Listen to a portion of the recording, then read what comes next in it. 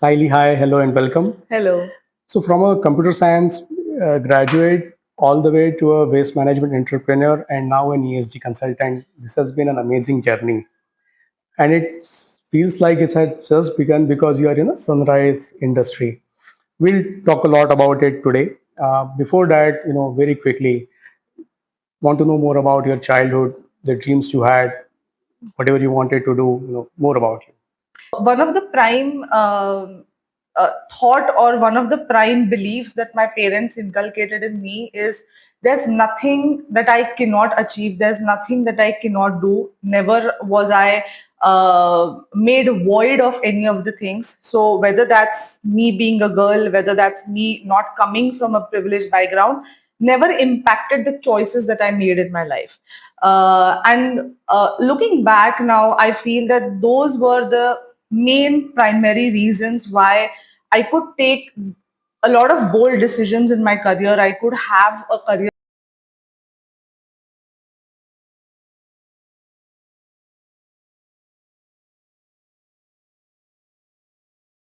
switch three times until now, and do a lot of leap of faith in terms of not knowing exactly what to do, but still be okay with that and okay with exploring things.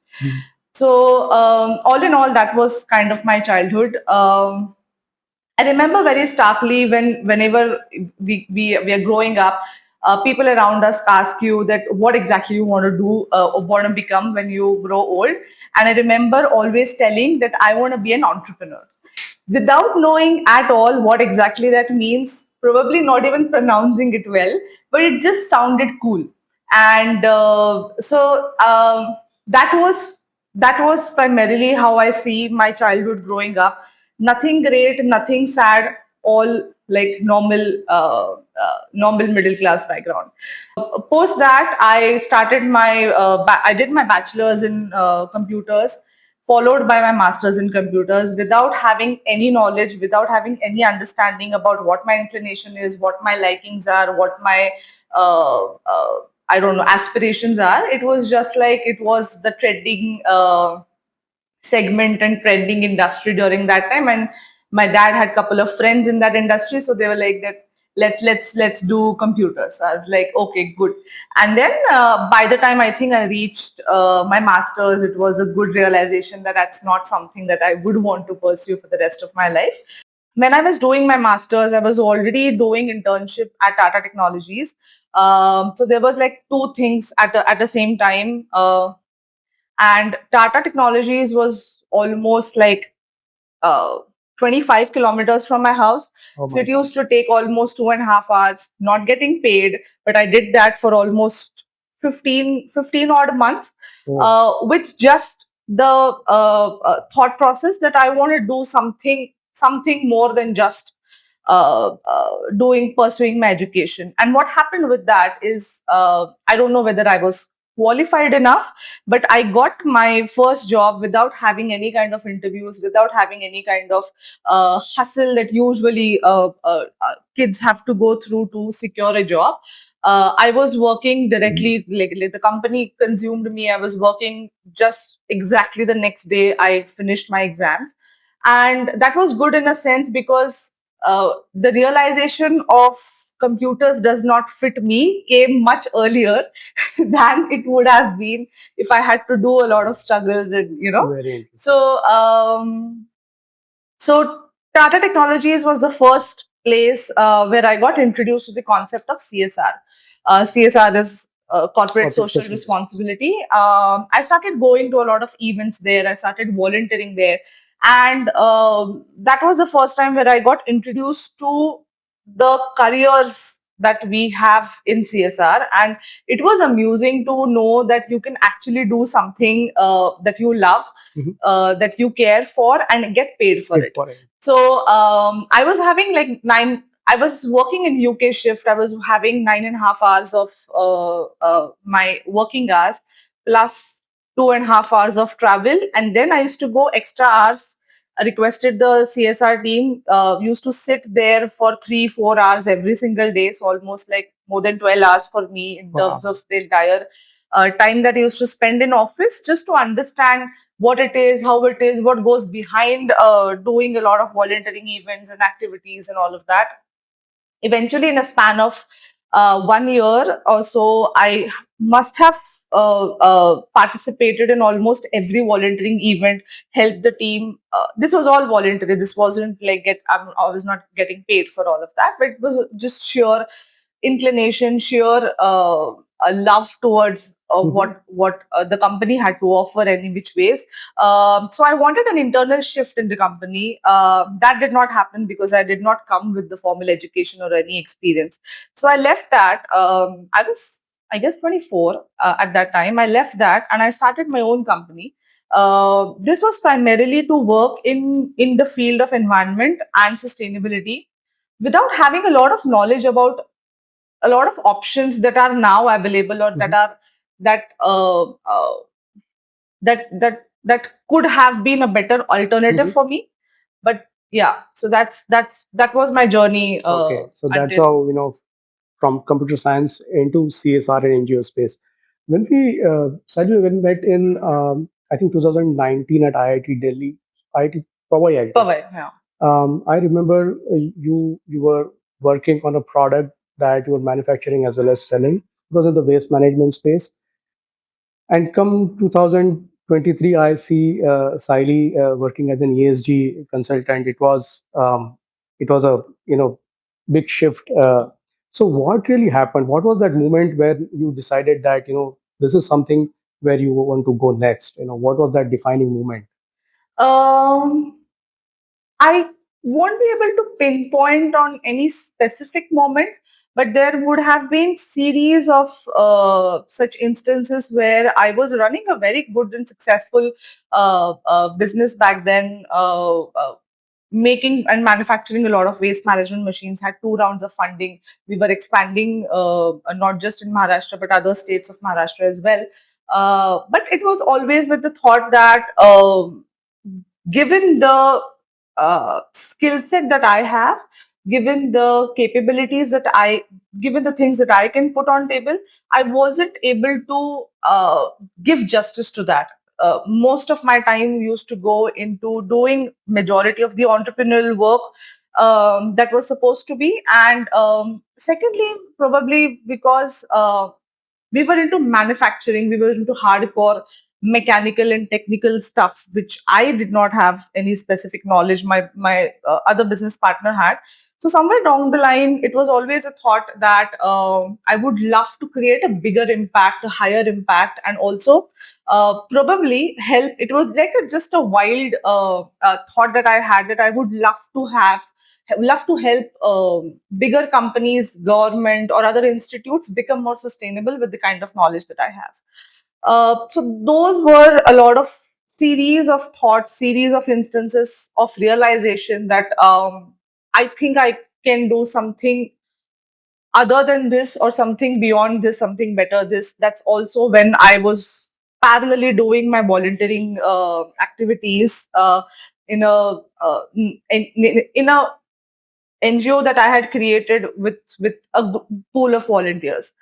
So yeah, that was initially, like, ideally all the reasons and all the instances where I felt that this is where I want to go. So, in a pursuit of finding the right fit where I can, when I can consult, I can teach, I can share my ideas and thought process to a larger audience, and on things that I feel passionate about, which is environment, which is animals. So that was the reason why all of this leading to a consulting field. So how did you actually enter the corporate field there, in the sense that your first job, right? And it is greenfield even today. So 2 years ago, it was definitely even more. People didn't even know about it. So did you just apply to these kind of jobs, or how did it actually happen? Yeah, so there was a tipping point in my business where I was like that now I should look for different options and different alternatives. That's when I was not even exposed to the field and exposed to the world of ESG that we call it now. So with sheer intention of finding options and finding ways that I can serve. I straightway, I remember, went to LinkedIn, started searching for roles that offer sustainability consulting. I was like that if that is something that I want to do in, let's say, 10 years down the line, why not do it right now, since I'm anyways looking for an alternative. So I remember going on LinkedIn and searching randomly profiles that offers similar roles, and created a message, and took the LinkedIn premium version and started messaging, cold calling, cold messaging, cold emailing people with just a curiosity that, hey, I saw that you are in this space. It would be great if you can share your thought process. It would be great if you can share your insights and how I can be a part of it. The intention was never to get a job or grab a job. It was just to understand that entire space better. And I was, for that matter, even ready to start with internship. So it wasn't driven by the kind of money that it offers, driven by the kind of stature that it has. It was primarily and sheer with an intent of learning, an intent of understanding more. And probably because of that, I got to connect with a lot of people throughout India. I mean, I remember I might not have uh, uh, I would have connected people starting from Gurgaon to Chennai to Bangalore and whatnot, just trying to understand the space, trying to understand how I can fit in, how I can contribute, since I was not having any formal education or any kind of experience into that. And that's when I ended up giving almost 7 8 interviews where I got shortlisted. I don't know how, but in 5 of them. And then I chose one of that was providing me a better exposure, providing me a better pay as well. And yeah, that was, I don't know whether that's that like I hit a jackpot or how it was, but yeah, that was my sheer I would say that was very ingenious of you actually, because it's not easy, it's not easy to just go out and, cold connect with people. So today, if somebody wants to now have a career in ESG, what are their options in the sense, what are there specific degrees about it? Are there courses? Are there certifications? Um, what's the way to begin to have a career in ESG? Well, there are a lot of options now when it comes to learning and when it comes to upskilling. Any which ways for a consultant, you're always learning. You just don't reach a point where you would say that I know it all.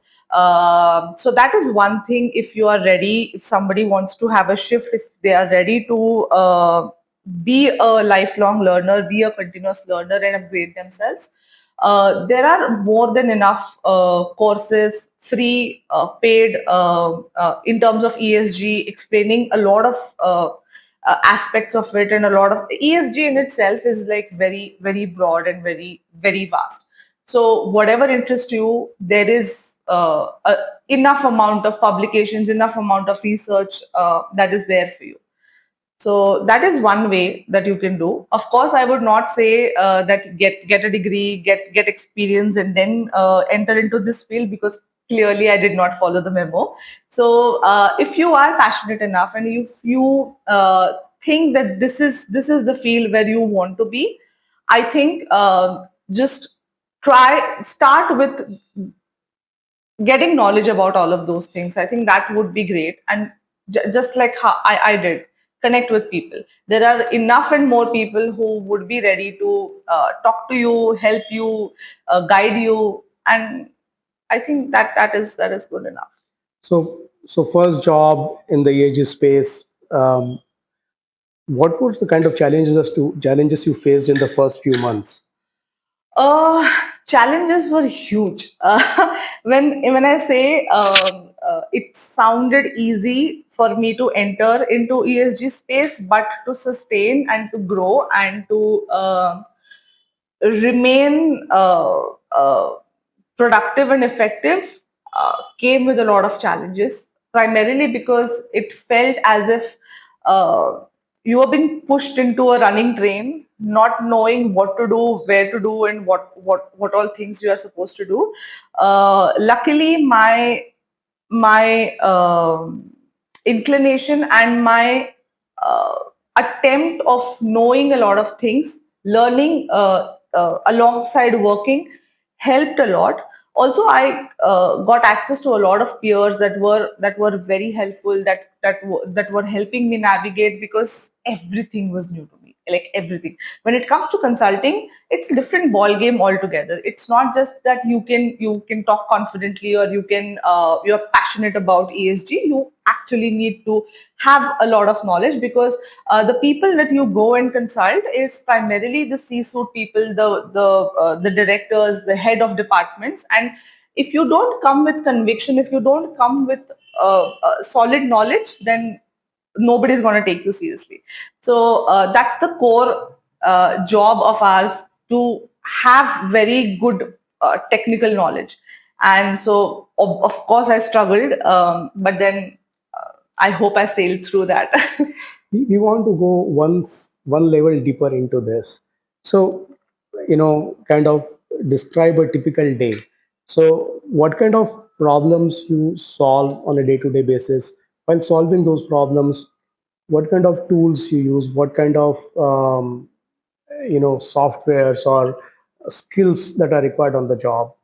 A typical day. So for consultants, there's not like every day would be different depending on the engagements. When I was working for Indian clients, it was way more different, because it would all depend on the kind of day is that is planned for you. Whether you have to go for client meetings, whether you have to present some solution to them, or whether you want to do the reporting part. We used to always have phases in an entire year, depending on at what stage the project is. Primarily, there would be a certain amount of months where majorly the work would be towards reporting. There would be certain amount of months where majorly it would be into stakeholder engagements, into strategy, and all of that. But if I have to tell you a very typical day where I would be working from home, it would be like the day would start any which ways, like 9:30, and then depending on the kind of meetings that I would have. Uh, barring the meetings, it would be firstly, now, since I'm assisting some of the junior consultants, it would be just interacting with them, understanding what's the timeline, what's the work, and reviewing a lot of work that they have done. Also, in terms of client interactions, even though it is, let's say, 15 minutes of catch up with the client, there's a lot of work that goes behind presenting those 2 slides, 3 slides. So there would be a lot of research that would happen in terms of what you have to present, how you have to present, and when it comes to the tools, we have a lot of in-house tools that is backed by AI, that is backed by a lot of digitization that we have done, because that this entire ESG space, especially in terms of reporting, is very data driven. It is very Right. data intensive, and it is not just data that is coming from one department of a company, but it is like every department and every section of the company. The data would be coming in, not just for the company, but also a lot of stakeholders, the customers, the suppliers, the community. So it's like extremely huge data. So we have some inbuilt tools that helps us in managing that data. When it comes to strategy, when it comes to materiality, primarily it is more of interactions, more of stakeholder engagements, more of brainstorming. So we don't usually require a typical software for that. Mhm. But when it comes to data, that's what we do. That's what we use. All sounds very interesting. Would you recall any specific instance where there was a particular challenge that a corporate client faced, and you know you and your team came up with something very interesting, very innovative, and it has solved the challenge? Anything that comes to your mind? Uh, That is almost with every project, I would say, Mhm. because that's what the client would usually come to us is whether it's understanding the risk that the company has in terms of ESG, helping them in terms of disclosure, or having a peer benchmarking in terms of the competitors that they have. These are the primary challenges that we solve for our clients. I can give maybe a typical example of a full-fledged engagement that I was a part of, where the client was sort of starting their entire journey of ESG, where we engaged with them, doing the benchmarking, understanding what are their risks, identifying a lot of stakeholders. That is also something which a lot of clients have not specifically categorized. Then interacting with them, understanding what are the risk opportunities that the company has in terms of the external and the internal impacts, and then designing a strategy for them, what's important for them, what would be the pillars, what would be the KPIs, what would be their targets in coming, let's say, 5 years, 10 years down the line, and eventually coming up with a holistic report that would detail almost every initiative that the company has already been taken but has not been documented well, has not been documented enough, so that it could be presented in a structured way to the investors or to customers or whoever would be interested in. That is typically what we call as a sustainability report of a company. Right. That entails what exactly is what exactly is the company's objective, what are their intentions, how are they managing the surrounding, how are they managing the environment, how are they managing their stakeholders, and a lot of things that come along with that.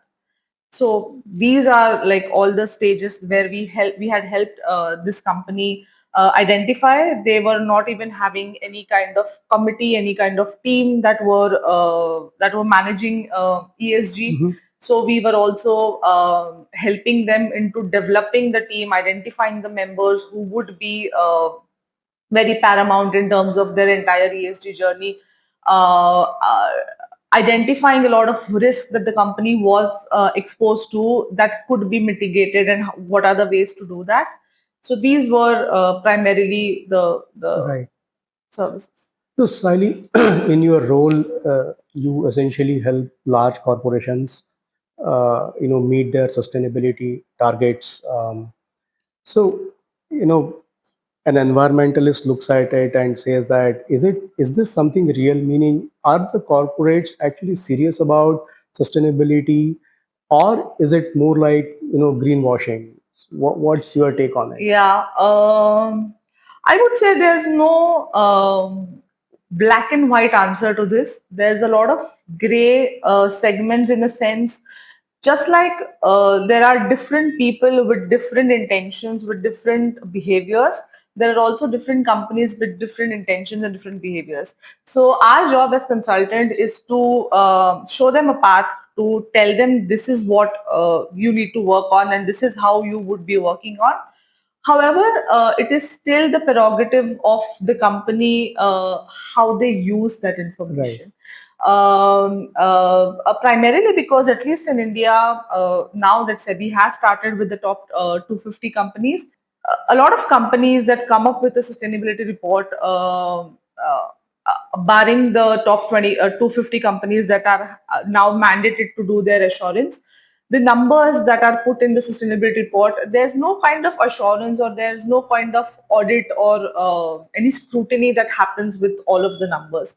And whenever there is a situation like this, there could be chances that the numbers could have been inflated, Hmm. the negatives could have been hidden, the positives could have been shown, and that's the case with, I would say, that would be a standard case. If anybody has to showcase, nobody is going to tell you a very negative parts of them when they have to present and they have to create a kind of persona. I think a lot of things would change when these rating agencies or these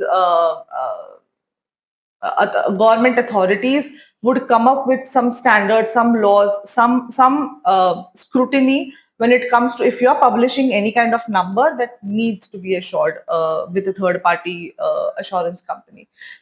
Until then, this would still be a gray area. Even us as a consultants, when we see a report of any, let's say any competitor of our client or anybody for that matter, we do not have access to a lot of internal documents. What we see is just the sustainability report, which is published It is given in to the you.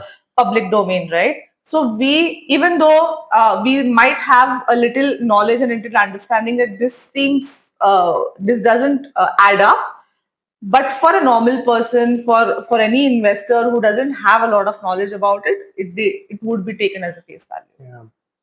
As we had decided to do this interview, I did some homework, and during my homework, I realized that EU has come up with a lot of these guidelines, lot of frameworks, lot of mandates, which on the face of it, look very exciting to me.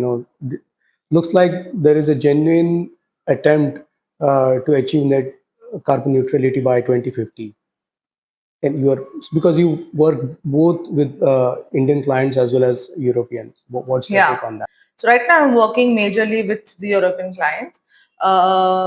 EU indeed has been doing a very great job when it comes to, at least on a policy level, on the laws that has been put up in terms of making that entire continent a net zero, and that is exactly the intention of the Green Deal and the intention of a lot of CSRD, EU taxonomy, and Right. CBAM that has followed with all of these to ensure that the entire continent and the companies that basically emit the emissions are completely carbon neutral by 2050, and these would be primarily driven by energy. Of course, like everybody knows that energy is a bigger reason or a bigger chunk of creating emissions, but it also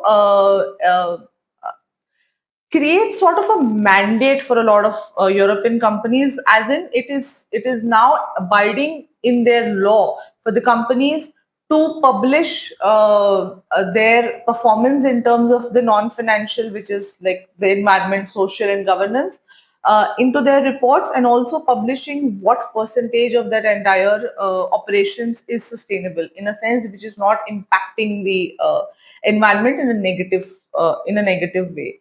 Not just that, for EU to become EU to become net zero, it is also important that entire supply chain is net zero. Correct. And to do that, this regulation now is not just on the top companies, but also would be phased into a lot of smaller companies, to a lot of companies which are headquartered in Europe, or who are also supplying any kind of material to Europe. And that's what exactly the CBAM and a lot of regulations are, where even right now it is still at a very nascent stage, and this would come in after 2-3 years of time, with seven kind of categories that they have identified that like are primarily carbon intensive. They would have to create a CBAM certificate, show what are the emissions that their raw materials have, then only they can export any kind of materials to you. So I think uh, that's a very good, I would say, starting point for us to reach there, because clearly net zero is the only way that our earth can actually sustain. Of course, there are a lot of things that we still have to work on, but carbon neutrality, if we do not achieve, it is going to be extremely detrimental to the entire universe, I would say. And based on your experience, how you have seen corporates responding to these regulations, you are hopeful future is green. Yes, although the steps that we are taking are still very baby steps, but the kind of awareness and the kind of mandates that have come that makes a company at least consider, and at least whether either in terms of regulations or in terms of not having access to funds if you're not sustainable, are considering a lot of sustainable initiatives and sustainable alternatives, which initially, or let's say 10 years, 20 years earlier, it was not the case. So now, if you see any new age companies, they are already thinking about how can I make carbon neutral business, at least thinking about their scope 1, scope 2, at least ensuring that the minimum water is being used, and all of these are very good steps. However, we now have to, I believe that we now have to accelerate that, Yeah. and that would only happen with a lot of funds that would help, and that would accelerate a lot of initiatives in that direction. Mhm. Sally, let's come back to ESG as a career, right? And simply because the impact this could potentially have on corporates and their sustainability strategies, what if there are people who are inclined but today have other kind of careers, say project management, accounting, finance, and if they want to embark on a ESG career, how should they go about it? What would be your advice? What should be their starting point? As I said, same, go online, look for a lot of courses, look for a lot of good publications, start getting knowledge, start understanding the basics of ESG, start understanding what is sustainability, why it is needed, and Mhm. only when, if you as an individual is convinced about this entire initiatives that you, then only you can go in a position where you can consult companies.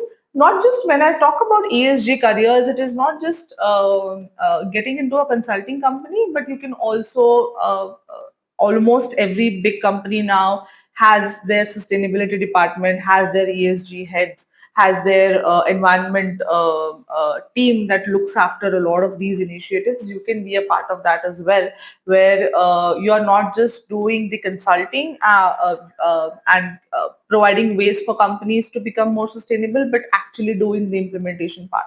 So, depending on what kind of inclination you have, what kind of skill set you have, what kind of career, what kind of career you would want to have, because when it comes to consulting, although it all looks very fancy, all looks very rewarding, it is also very demanding at that similarly. So if that is not the kind of person that you are, then I think industry, getting into a niche segment, and then doing the implementation part is also a great option.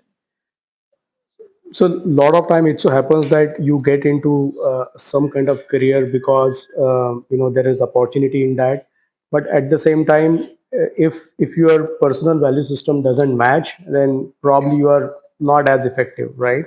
So if someone has to get into sustainability career, what kind of personal value system should they have? Uh, Point being that there is some action that corporates can take, and there is action that we as an individual can take. And uh, at, at least to me, it feels as if if you are not personally inclined as an individual to be more sustainable in your own life, I think somewhere there will be a little bit of dishonesty about how do you work with corporates in helping them Yeah, create their sustainability strategies. yeah.